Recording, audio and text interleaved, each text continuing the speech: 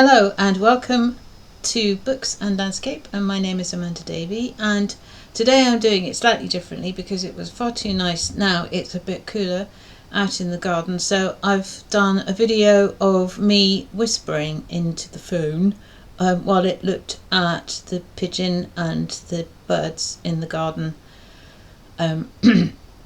So hopefully it'll be audible.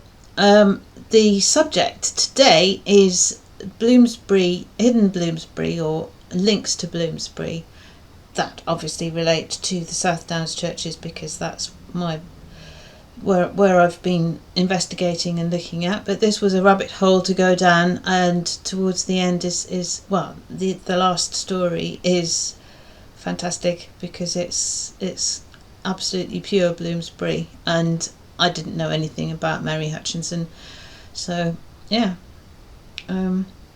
Anyway, hopefully I can put this together and it won't be too stupid, but many thanks for watching. In the South Downs National Park, there are two very well-known sites that relate to the Bloomsbury Group as it began, and the Bloomsbury Set as it became to be known, with the wider friendships that grew with the original members at their core. The first is Charleston Farmhouse, the once wartime and later country home of Vanessa Bell and her colleague and lover Duncan Grant, now a tourist attraction. Here, many of the set stayed for prolonged periods, working on writing, painting, or their complex love lives.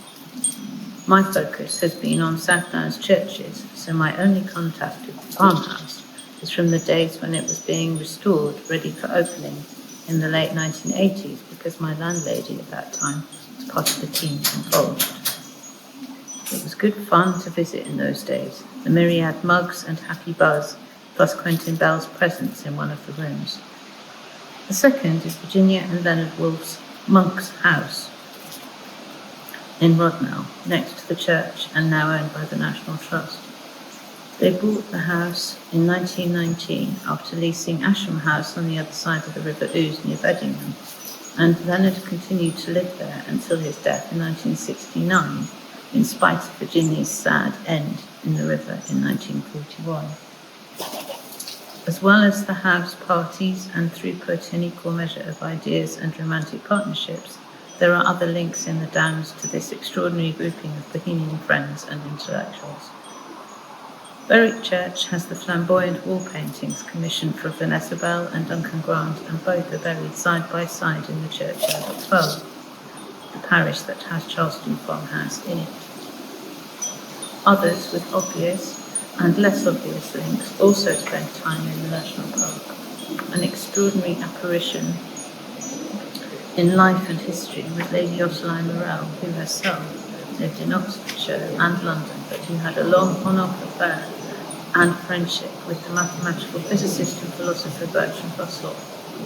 Behind the church at East Marden, the house now known as Battine House, but once as the Old Rectory, was used by Russell and his second of four wives, Dora, as a supplemental experimental school that they had been running in their home Telegraph House near South Harting.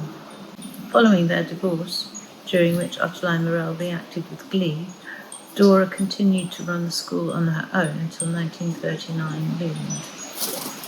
Nearer to Charleston is the tiny hamlet, with its now tiny church, of Lullington.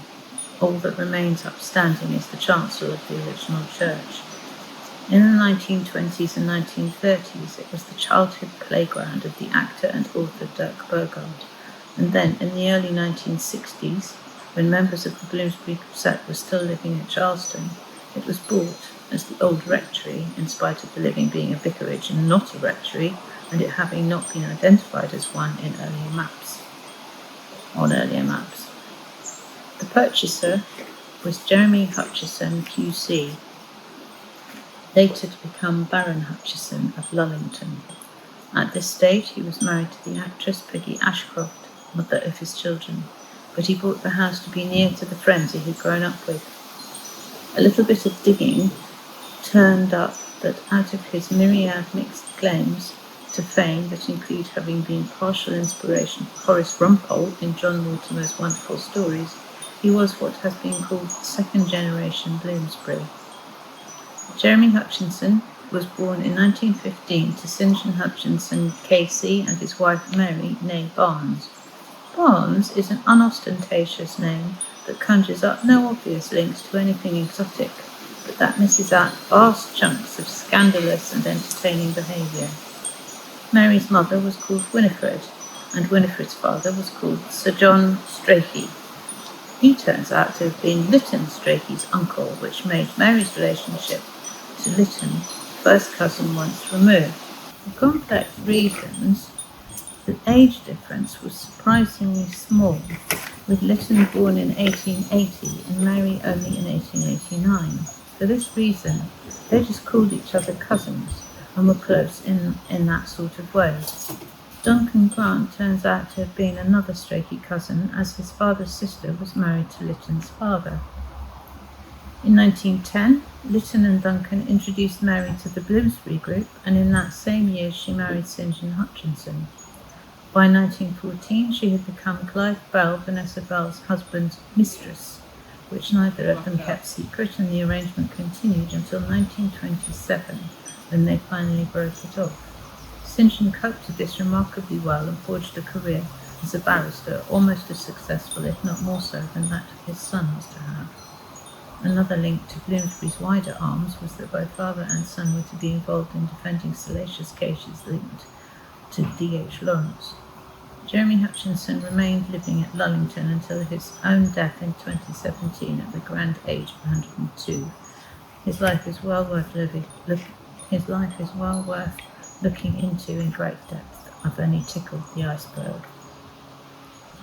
Thank you very much for watching, and hopefully that worked. Let me know if it didn't. Bloomsbury is a gift that keeps giving to Sussex. Aldous Huxley, also in West Sussex, was instrumental in the decision making that led to West Dean in West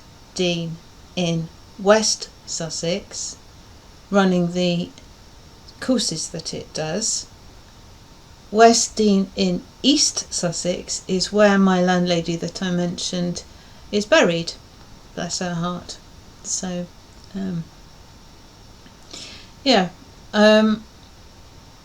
and it's a beautiful, beautiful day. We've got a breeze that's howling, blowing everything everywhere, but it's possible to be outside and not roast. It's still very hot inside. So anyway, wishing you all the very best, and thank you.